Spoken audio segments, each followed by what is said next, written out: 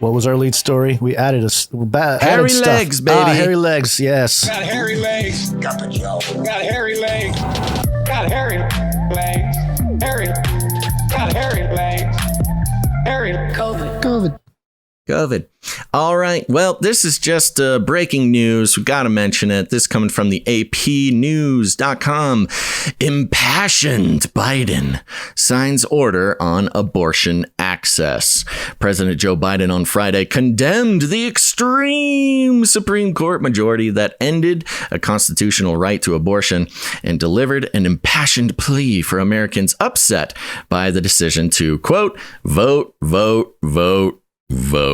in November. 4 times, not just 3. 4 times. That's if nobody something. knew that this whole abortion thing was about the midterms before, Biden made sure they knew about it now.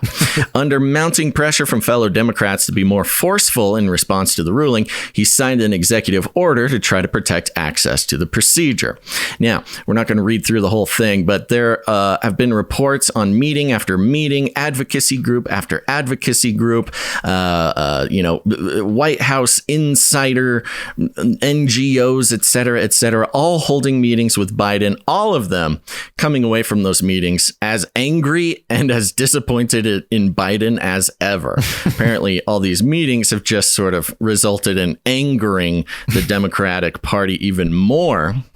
As they see Biden just sort of not caring about the things that he claimed to care about. Now, he came out as sort of a response to this. He's like, okay, I'm going to do an executive order. Here I go, making an executive order, doing president stuff. And he did. He signed it this morning.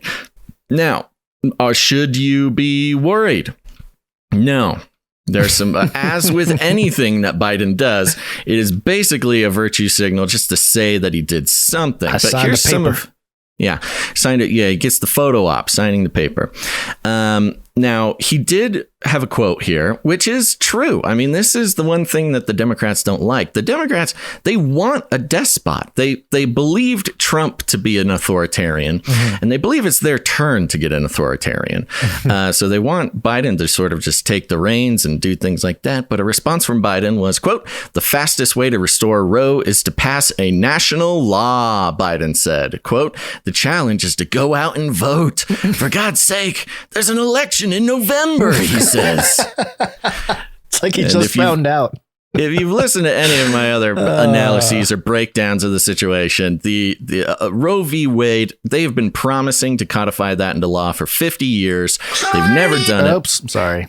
They use it to hold the Democratic voters hostage. And it's a promise they make every time, never do it. Obama could have done it. Clinton could have done it. Lots of people could have done it. They don't want to do it. But he did sign an executive order, and here's what's in it. Biden's action formalized instructions to the Departments of Justice and Health and Human Services to push back on efforts to limit the availability of women to access federally approved abortion medication or to travel across state lines to access clinical abortion services. He was joined by Vice President Kamala Harris, HHS Secretary Xavier Becerra, and Deputy Attorney General Lisa Monaco in the Roosevelt Room as he signed the order. His executive order also directs agencies to work to educate medical providers and insurers about how and when they are required to share privileged patient information with authorities.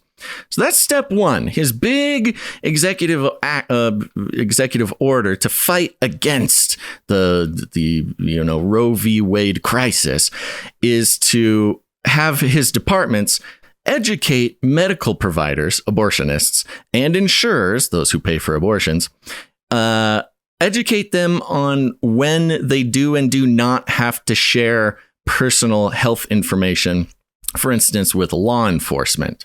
So all this worry about, if someone seeks an abortion, then the cops will come and get all the information and arrest them, etc. Well, in this case, don't worry. Executive order. The medical providers and insurers will be educated about when they do and do not have to share that information. He didn't change the rules on whether they do have to share it or not. They're just educating them on when they have to follow the law, which is, revolutionary move, Biden. An effort to protect women who seek or obtain abortion services. He is also asking the Federal Trade Commission to take steps to protect the privacy of those seeking information about reproductive care online and establish a task force to coordinate federal efforts to safeguard access to abortion. So he is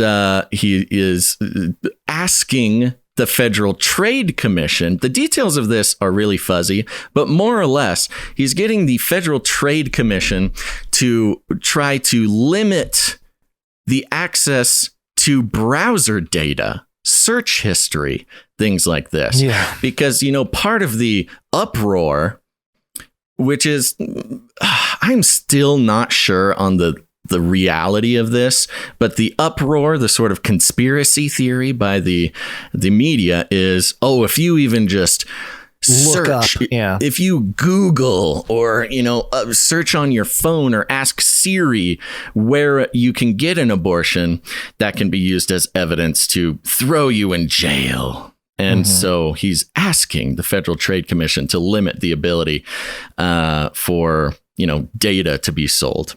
Sure. Which again, cool. All right. Yep. Biden is also directing his staff to line up volunteer lawyers to provide women and providers with pro bono legal assistance. So he's going to be making lawyers available to anybody who gets, prosecuted, which is like, again, he's kind of stirring the employment of his fellow people there. That he's needs employing jobs. lawyers. Yeah. So there you go. And that's basically it. I mean, there's a couple of other things, but none of it actually affects the laws around abortion. He's just kind of asking and directing and requesting that some of these more conspiratorial ideas coming from the media and the left be, I don't know, curbed in one way or another. Keep yapping, man. But, again, he doesn't want to do much because if he could just do it, then nobody would vote for the Democrats in the midterms. So he's in this very special place where he can do nothing but, call it something, get the points for it. Yeah. But to say, hey, if you really want to change it, vote for the Democrats. He's a party man. That you got to give him that. Sure. He's in it for the party, not for his own reputation. Yeah, his tweet said that this court has made it clear it will not protect the rights of women. Not true. I will. Yeah. That's why today I'm signing an executive order to protect access to reproductive health care. Yeah, which he did. How do you define? Yeah, it's he didn't protect access. He didn't protect access, but also, he's defined the way he defines reproductive health care. That's kind of that's the crux of it too. Yeah, they love doing that. Yeah. All right, so that's that. So far, nothing really extreme to good top of the show, man. It's really a productive segment. Hey, it's big news, man. It's good people want to understand it because some people I've seen are like, Biden just made abortion legal with an executive order. No, that's the FBI. Conservative posing social media. The glowies. Yeah, the glowies, as the kids call them nowadays. Okay, one other little fun part here. This is mostly just a headline. MarketWatch.com. Elon Musk terminates deal to buy Twitter. You are already sort of a cybernetic symbiote. Neural nets are taking over from regular programming. So you are connected. And Twitter's chairman promises a legal fight. So, they did everything they could to discourage Elon from purchasing Twitter. And now that he doesn't want to purchase it, they're fighting to make sure he does purchase it. So it was a really fun time. I'm not buying. Time. No, you are buying. You are going to buy it from us, but you have to follow our rules. Yeah. I don't want to follow your rules. No, it's war. It's war. It gets a little twisty turvy in there. Sure.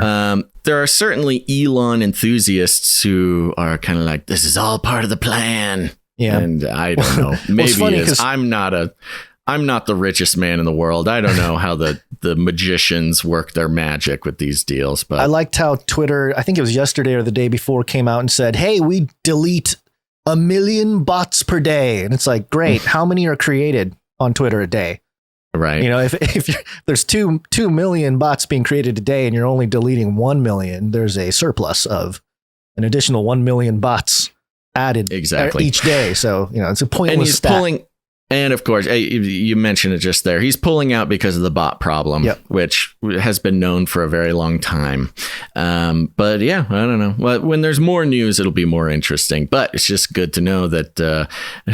Do you remember the day? It's one of those days where the whole world seemed to care about one thing, and that was Elon buying Twitter and how it was finally going to bring freedom to the internet. Oh, the good old days when things were less complicated. Mm-hmm. Yeah, it was a different time 4 weeks ago.